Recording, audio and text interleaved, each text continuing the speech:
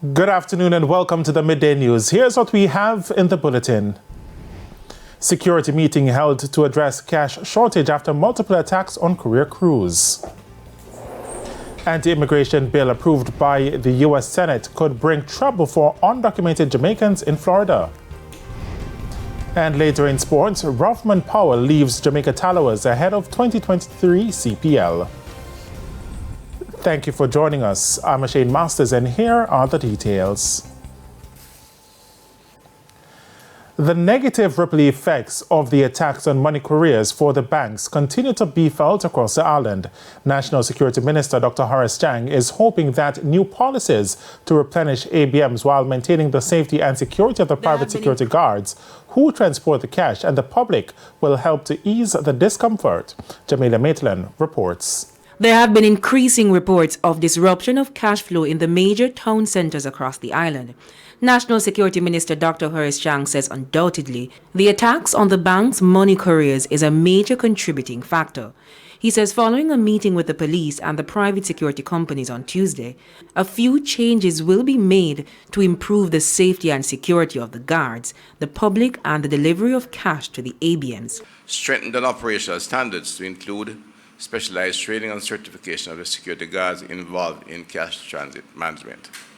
Use of hard-skin vehicles for cash delivery, cash transfer of vehicles equipped with cameras to increase awareness, use of panic buttons on board cash transfer vehicles, which are present and some of those currently being used, a much more robust communication regime between the private security companies and the Jamaica Constabulary Force for real-time support and response. Dr. Chang, who was speaking at a post-cabinet press briefing Wednesday morning, says other issues require legislative changes, which includes a robust training for security guards. To this end, the National Security Minister says will take some time.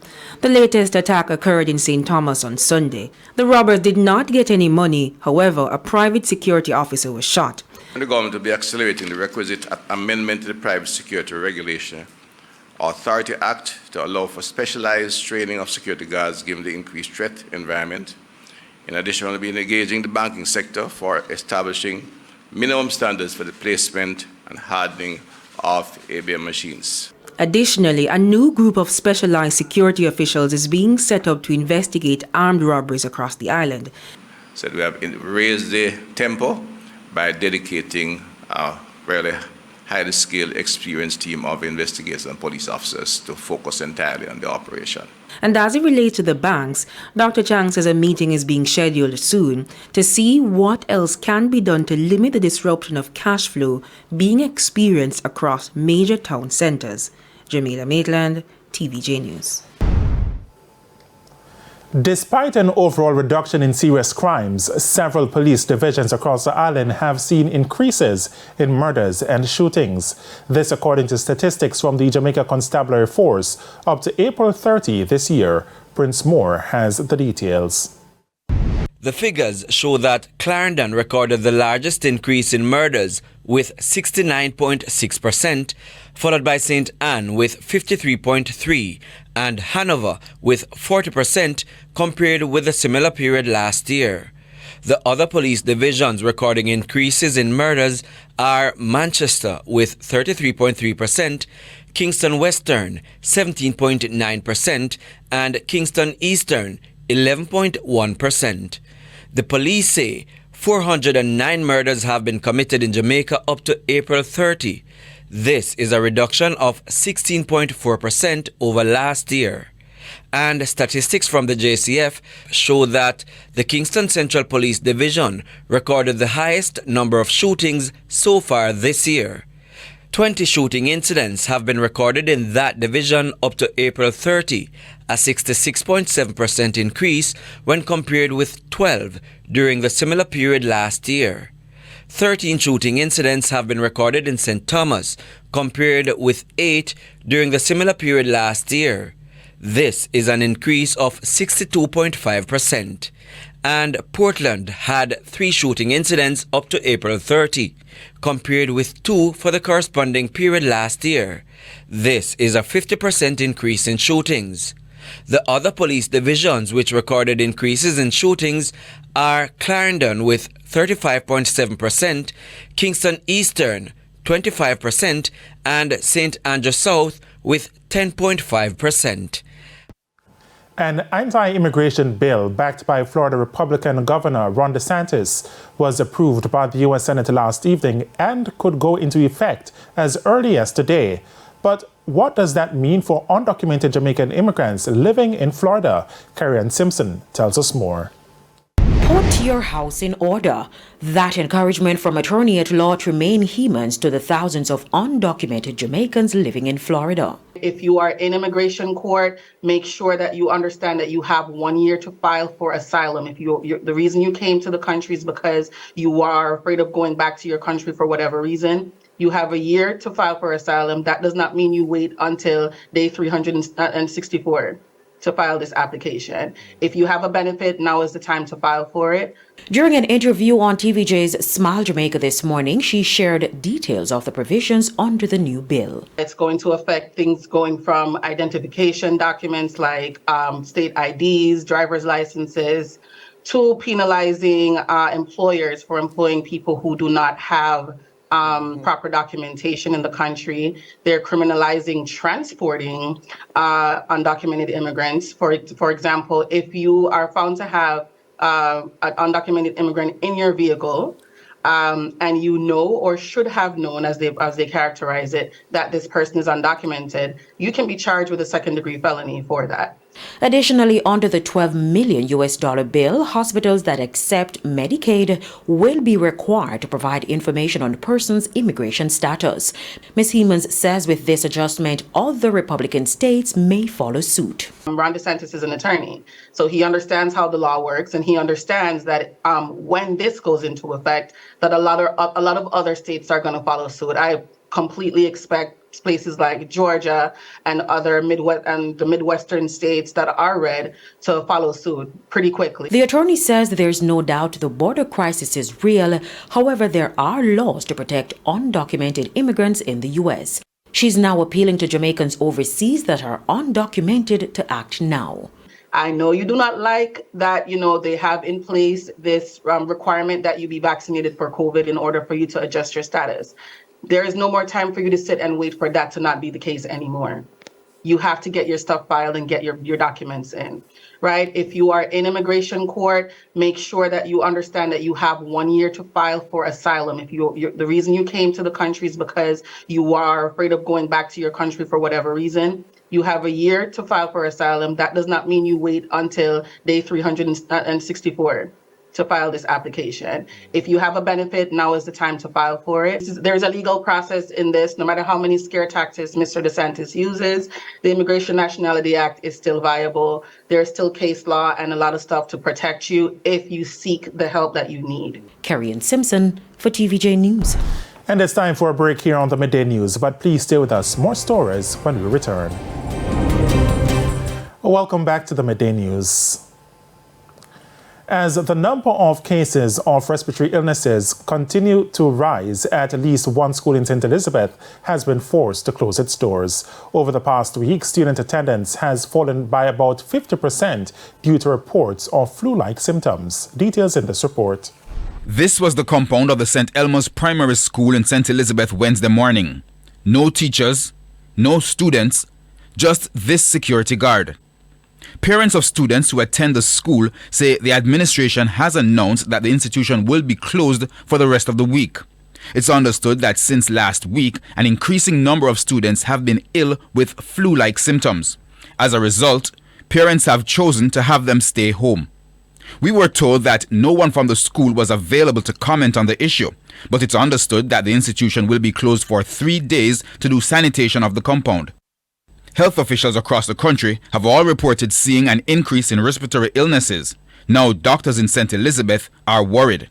I've never seen anything like this before. It's the first I've seen so many people affected, mainly children. Of course, adults are also affected. But in all my 33-year practice in Santa Cruz, it's the first I've seen such big outbreak of viral infection, respiratory infection in children. Dr. Little, who operates in Santa Cruz in the parish, notes that in addition to the high numbers, the cases are also outside the usual flu season at the start of the year. Also, the cases are much more serious this year. there's a concern because if you look at what is happening, a few of them have to be referred to the hospital because they basically end up, 1 and 2 of them end up with pneumonia. And of course, fever not settling. So, they have to be referred to, rule out other thing. Of course, in this period, we also have a few dengue cases, but it's basically most of the cases are upper respiratory tract infection. While all ages are impacted, he notes that a large number of patients are under 10 years old. Dr. Little reasons that while closing the institution may slow the spread of the virus, it may be difficult for other schools, as most institutions are now administering examinations. He's also in support of sanitization exercises, but is urging the public to use the personal COVID prevention measures. COVID brings a number of things to us in terms of what we should do in order to prevent cross-infection, like wearing masks and hand washing and sanitizing the area.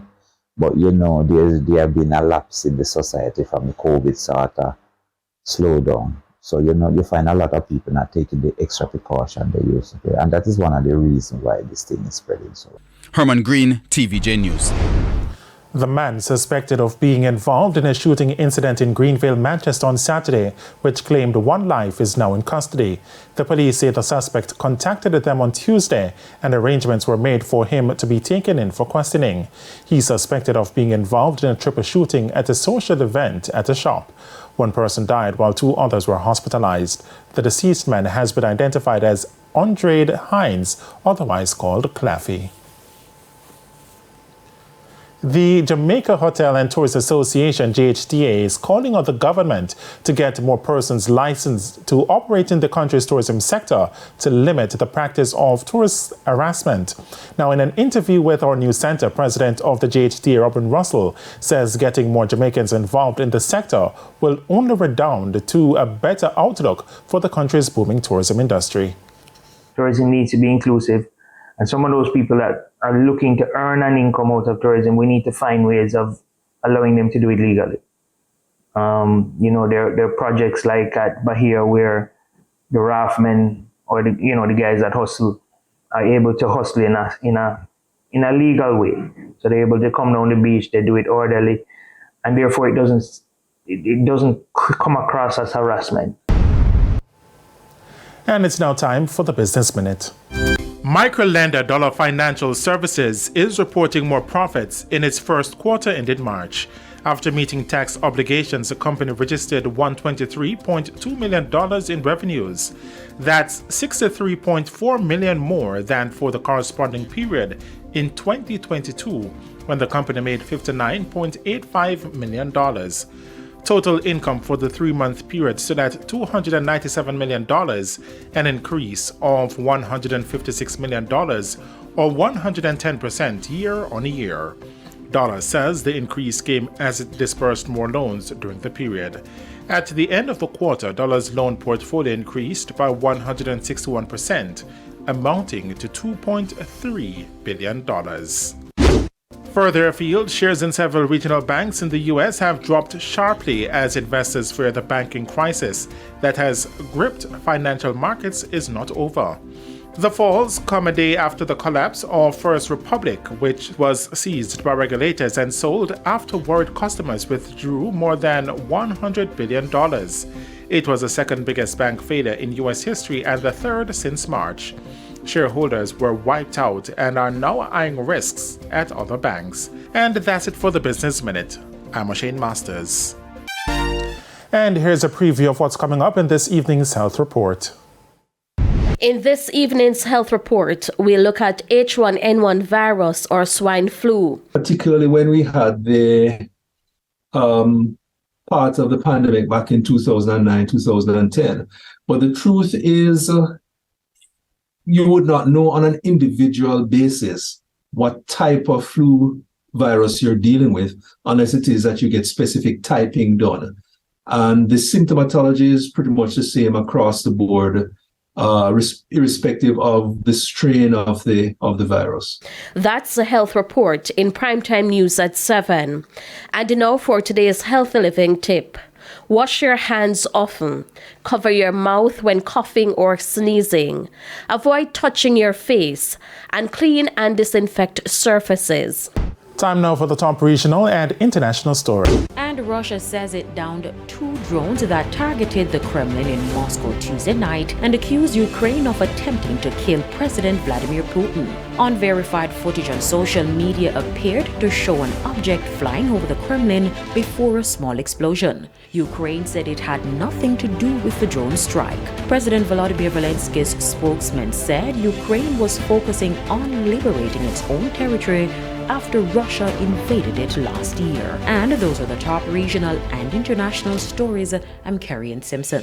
Thanks, Carrie. We head to a quick break. When we come back, Jordan Fort will have your midday sports report.